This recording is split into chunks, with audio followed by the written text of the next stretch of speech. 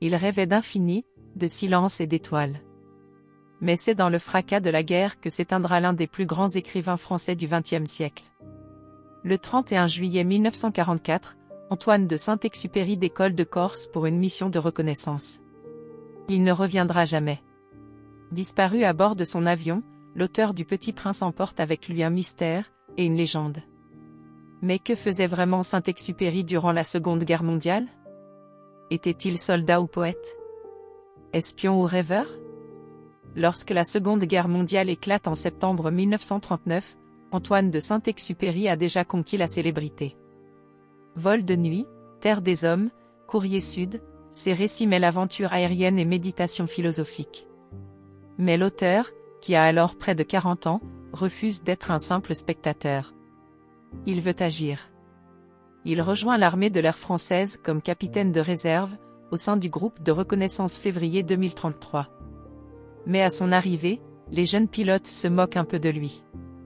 Trop vieux, trop rêveur, trop distrait. Certains le surnomment « le poète volant » ou « le philosophe dans les nuages ». Et pourtant, Saint-Ex va leur clouer le bec. Car s'il est un homme distrait à terre, il devient un as dans le ciel. Même si on dit qu'il ne sait pas vraiment faire un atterrissage sans casser du matériel, il est capable de piloter dans des conditions extrêmes, souvent seul, souvent loin, souvent trop loin. Entre avril et juin 1940, Saint-Exupéry accomplit plusieurs missions de reconnaissance à bord d'un bloc MB-174, un avion sans armement. Il survole les lignes ennemies pour photographier les positions allemandes. C'est un boulot extrêmement dangereux, et pourtant il y retourne, encore et encore. Son avion est parfois criblé de balles, mais il rentre toujours. Les mécanos le surnomment affectueusement « le casse-cou à plumes ». Un jour, son appareil est touché et il parvient à rentrer de justesse. Lorsqu'un officier lui dit qu'il a risqué sa vie pour rien, l'objectif était mal réglé et les photos inutilisables, il répond « Philosophe, on ne fait jamais rien pour rien. J'ai vu la lumière du soir sur les Ardennes. C'est déjà beaucoup ». Après l'armistice de juin 1940, Saint-Exupéry se retrouve face à un choix terrible, rester en France occupée ou partir. Il refuse de collaborer avec Vichy, mais ne se rallie pas non plus immédiatement à De Gaulle. Il critique le général, qu'il juge trop autoritaire. À ses yeux, la France doit se reconstruire par la pensée, l'union et la dignité, pas par la vengeance. Cette position lui vaut des ennemis. Certains gaullistes l'accusent même d'être un traître. Il part finalement en exil à New York. Là-bas, il écrit Pilote de guerre, un témoignage bouleversant sur la défaite française. Le livre devient un best-seller aux États-Unis, mais en France, il est interdit par le régime de Vichy. Saint-Exupéry est blessé. Il se sent seul, incompris, inutile. Il écrit beaucoup, boit trop, fume sans cesse. Il pleure souvent la nuit. Et il ne rêve que d'une chose, revoler. En 1943, après bien des démarches, Saint-Exupéry parvient à réintégrer les forces françaises libres.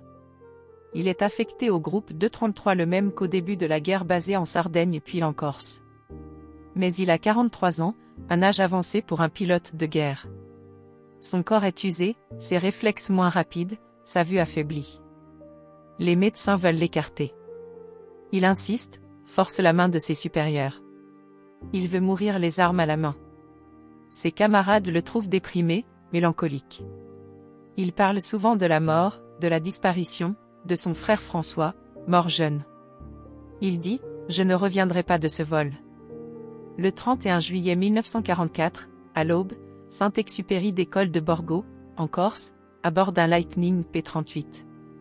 Il part pour une mission de reconnaissance au-dessus du sud de la France, à la veille du débarquement de Provence. Il n'en reviendra jamais. Son avion est abattu probablement par un chasseur allemand et son corps ne sera jamais retrouvé. Pendant des décennies, sa disparition restera un mystère. Ce n'est qu'en 1988 qu'un pêcheur marseillais retrouvera sa gourmette au large des Calanques. En 2000, on repêche des morceaux de son Lightning au fond de la Méditerranée. Il était parti en mission. Il est devenu légende. Saint-Exupéry n'était pas un soldat ordinaire. Il détestait la guerre, mais croyait au devoir. Il n'aimait pas l'autorité, mais respectait l'honneur. Il n'avait pas la foi des militaires, mais celle des poètes, la foi en l'homme, en la beauté, en l'essentiel invisible pour les yeux. Même dans le cockpit d'un avion de guerre, il portait sur lui un carnet de notes, où il écrivait des pensées, des croquis, des prières. Il croyait à la fraternité humaine, à l'amour, au mystère. Il disait que, l'avenir, tu n'as pas à le prévoir, mais à le permettre. Saint-Exupéry est donc bien plus qu'un auteur pour enfants. Il est une figure tragique, un héros solitaire, un homme trop grand pour les limites de son époque. Il n'était ni un saint, ni un modèle de discipline.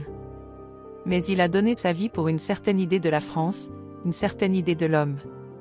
Et si vous aimez les histoires vraies, les grandes figures oubliées, les destins brisés mais lumineux, alors abonnez-vous à cette chaîne. Likez cette vidéo, et partagez-la. Merci.